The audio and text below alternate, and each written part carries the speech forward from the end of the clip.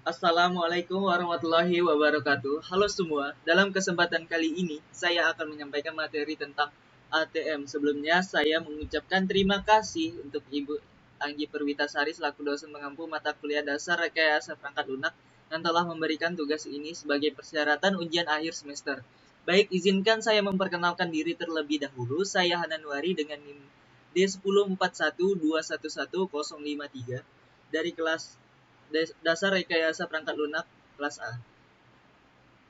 Baik, itulah perkenalan dari saya. Langsung masuk ke materinya.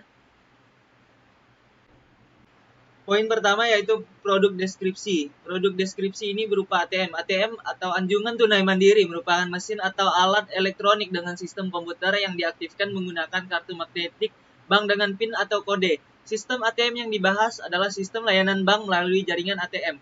Anjungan tunai mandiri. Layanan bank pada ATM, anjungan tunai mandiri, melayani dalam melakukan transaksi perbankan tanpa harus datang ke cabang. Adapun transaksi yang dapat dilakukan adalah penarikan tunai, setoran tunai, cek saldo, transfer, registrasi elektronik channel, dan berbagai jenis pembelian serta pembayaran tagihan. Dapat dilihat pada gambar tersebut pada produk deskripsi ini, nasabah atau operator yang melakukan aktivitas pada ATM tersebut akan mengirim sinyal ke satelit yang terhubung, dan satelit tersebut akan mengirim ke server, dan server yang menerima akan memasukkan ke database ke sebuah bank tersebut. Baik, yang poin kedua yaitu kebutuhan fungsional. Yang pertama, sistem bisa mengirim sinyal ke server, sistem dapat menampilkan pilihan transaksi, sistem dapat menerima inputan dari user, sistem dapat menampilkan output dari transaksi yang dilakukan.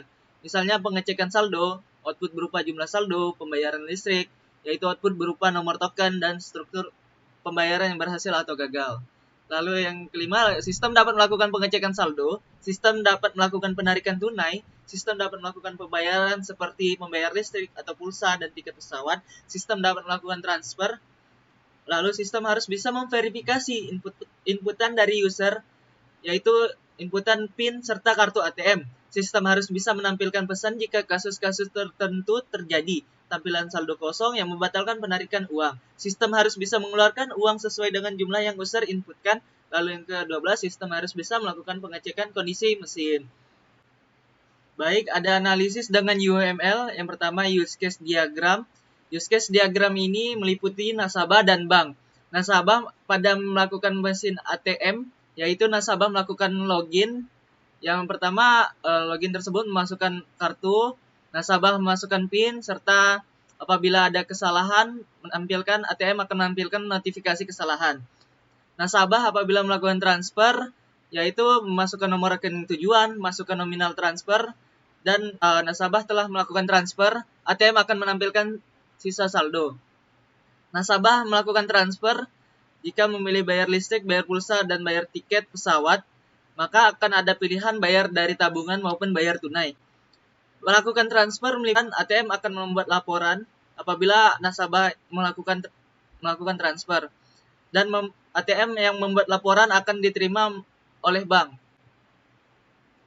Dua yang yaitu usage skenario yang melakukan transfer.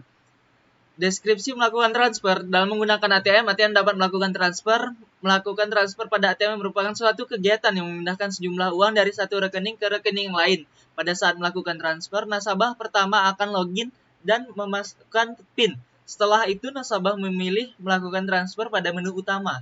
Kemudian mesin akan menampilkan jenis transfer. Setelah itu, nasabah memilih jenis transfer. Jika nasabah sudah memilih jenis transfer, maka sistem akan meneruskan pilihan transaksi. Jika sudah selesai, maka transaksi selesai. Aktor primer yaitu nasabah, aktor sekunder yaitu bank. Prakondisi yang pertama, nasabah harus memiliki kartu ATM, lalu yang kedua, nasabah harus memiliki tujuan melakukan transfer. Yang kedua, pos kondisi, sistem akan menghubungkan akun nasabah. 2. Nasabah melakukan transfer yang hendak dituju. Aliran utama 1. Nasabah memasukkan kartu ATM. Yang kedua, sistem meminta nasabah memasukkan nomor PIN kartu ATM. Yang ketiga, nasabah memasukkan nomor PIN kartu ATM. Lalu keempat, sistem akan menampilkan menu utama. Yang kelima, nasabah memilih jenis melakukan transfer pada menu utama. Yang keenam, sistem akan menampilkan jenis-jenis transfer. Lalu yang ketujuh, nasabah memilih jenis melakukan transfer. Lalu sistem akan memproses jenis transfer nasabah. Yang ke-9, nasabah selesai melakukan transaksi. Yang 10, sistem akan menampilkan transaksi berhasil. Lalu yang ke-11, nasabah akan diminta melanjutkan transaksi atau tidak.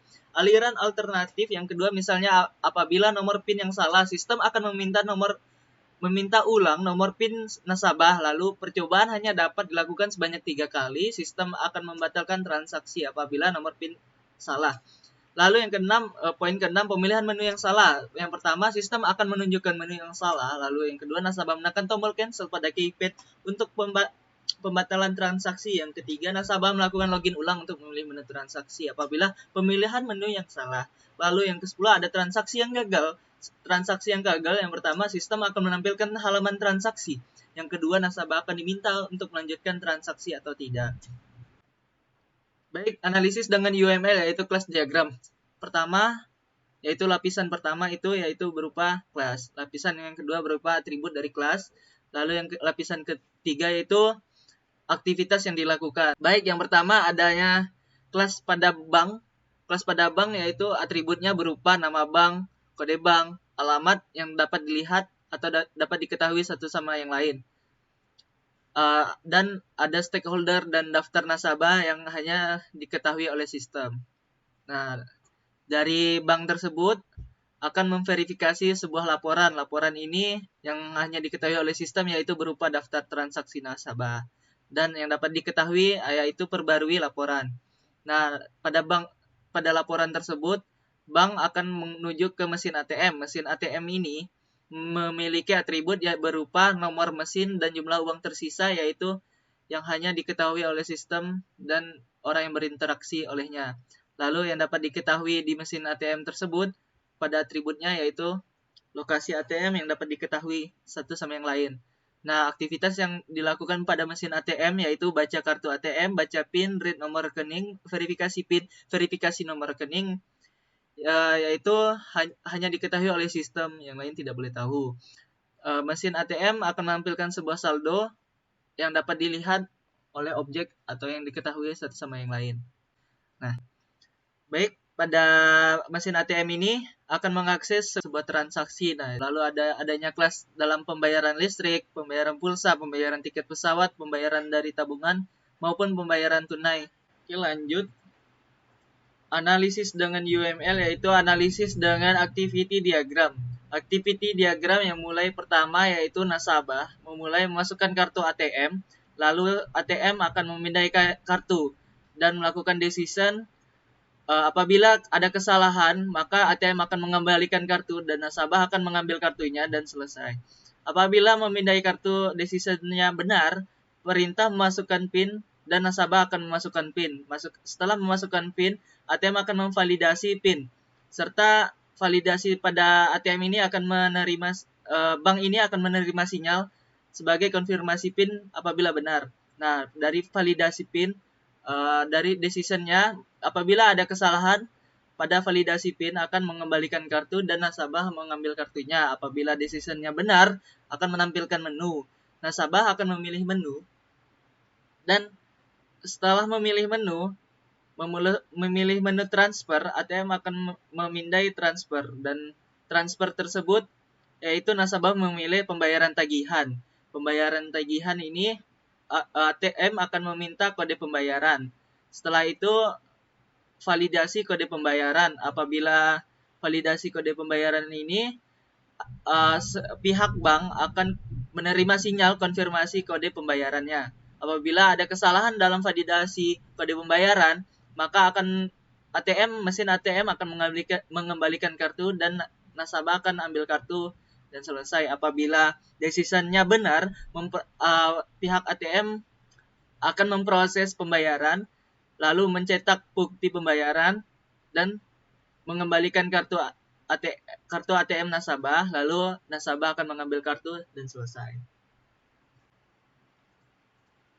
Baik, itulah yang dapat saya sampaikan. Saya ucapkan terima kasih semua atas perhatiannya sudah memberikan kesempatan saya dalam memberikan informasi tentang ATM tersebut. Terima kasih semua.